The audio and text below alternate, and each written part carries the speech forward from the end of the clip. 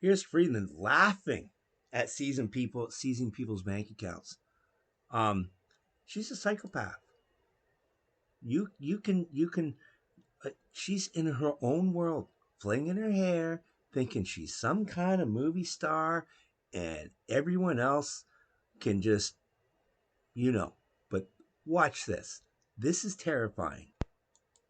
I want to thank you, first of all, for really zeroing in on the preloaded stimulus idea. None of us have a crystal ball, but economists like Ben, like Doug, have been pointing out that some Canadian households, and it tends to be the better off households, do have quite a lot of money that they've saved because there hasn't been that much to do in the pandemic. And certainly it would be great if that money could go towards driving our recovery. And I want to make an offer now to all of your listeners. If people have ideas on how the government can act to help unlock that preloaded stimulus, I am very, very interested. Maybe, as Doug Porter was suggesting, it happens by itself. That's the best case scenario for me. But if people have ideas on how we can really, try to unleash that, and particularly unleash it in the parts of the Canadian economy that really need support, tourism, hospitality, domestic services, let me know. Now, I'm not sure if people know how CBDCs work, but it's like a Bitcoin, except it's centralized. Bitcoin, there's no one in charge. The Bitcoins are in the ether. No one controls them, no one owns them, no one owns anything. A CBDC is exactly like a Bitcoin, except the government controls it and they can print as many as they want. Basically, it's a fiat currency, but in a digital form. Now, they're all numbered. They can track every single penny. They will tax you if you go to a child's lemonade stand. They will know about that purchase. So, no more garage sales, no more anything. Plus, they can punish you. If they don't like that you drive a truck, they can make you pay more for fuel than the pump beside you. They can make you pay more for meat. They can force you to eat bugs. If you vote incorrectly, they can take all your money. They can punish a city. They can punish a county. They can punish an entire province.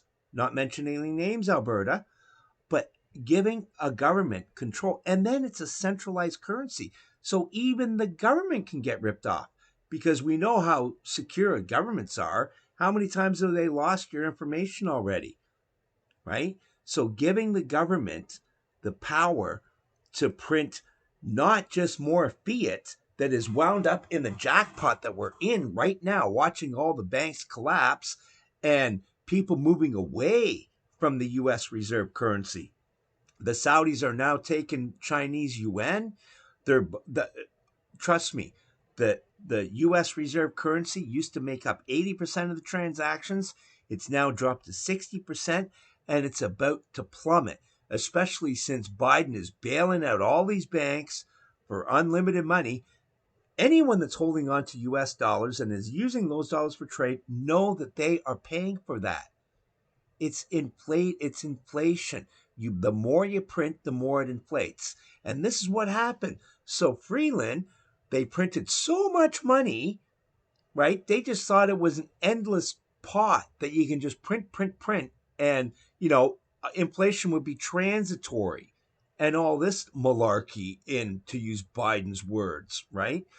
But the fact is you give these powers. Go check out Nigeria. Right now, they are trying to force Nigerians to use a CBDC, and a sector of the people don't even have a phone. They're locked out. There's people that can't even afford food or their child's medication, but the government doesn't care. They cut them off from the cash. They're only allowed to take out like 20 or 30 bucks a week or a day. So now, instead of going to work, they have to spend their days in a bank lineup trying to get the minimum amount out because the government wants to print money so bad. And look what happens every single time. The US dollar used to be worth more than $1 before the Fed was involved. This is what happens when you print money.